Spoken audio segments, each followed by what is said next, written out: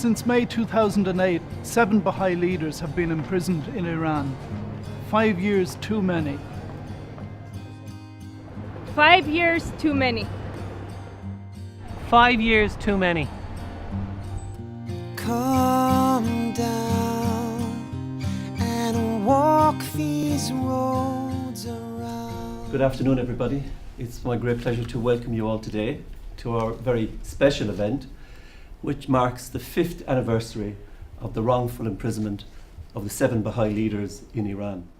Their names are Farida Kamalabadi, Jamaluddin Kanjani, Afif Naimi, Saeed Rezai, Mahvesh Sabet,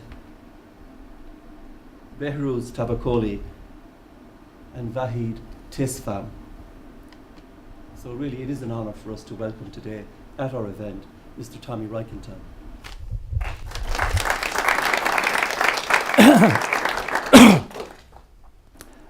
Good afternoon, and you're all welcome to this lecture. It is a great privilege for me to be here. I'm a Holocaust survivor, and I can very well identify with the struggle that the Baha'i religion suffers in Iran, which is, of course, the place where the religion started and has the largest Baha'i population in the world.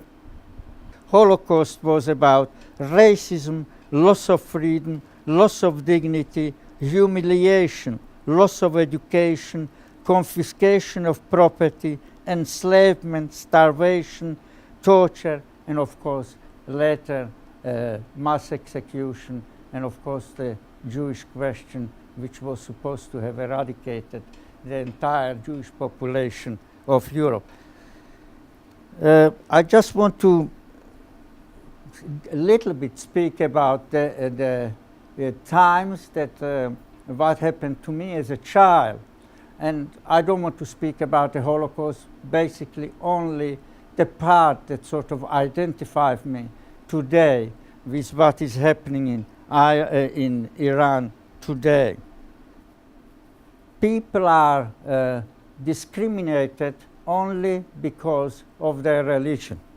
And the discrimination, when I read about several articles about discrimination, I find like searches of Baha'i homes and businesses. Baha'i school children are often expelled from school. Baha'is are barred from higher education. Denial of and confiscation of businesses.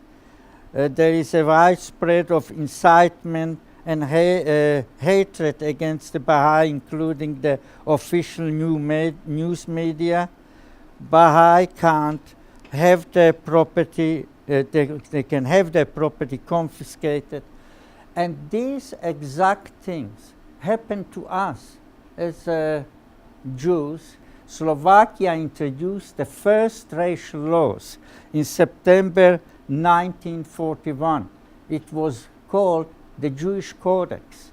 And I'm mentioning this law because it is the law that rules today in Iran against the Baha'i population. It's exactly the same thing.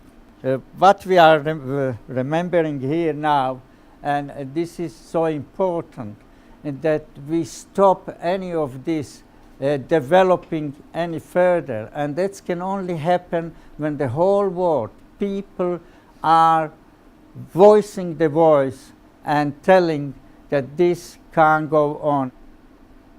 I want to just finish with a little poem. It refers, of course, to the Holocaust. It's exactly what is happening today in Iran. The horror of Holocaust is not that it deviated from the human norms. The horror is that it didn't. What happened might happen again to others, not necessarily Jews, perpetrated by others, not necessarily German. We are all possible victims, possible perpetrator, possible bystander. We are today the bystanders, and we just must not be quiet.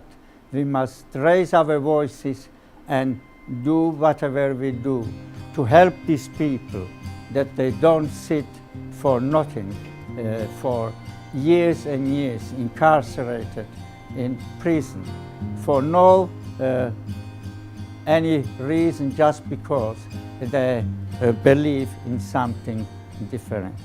Thank you very much.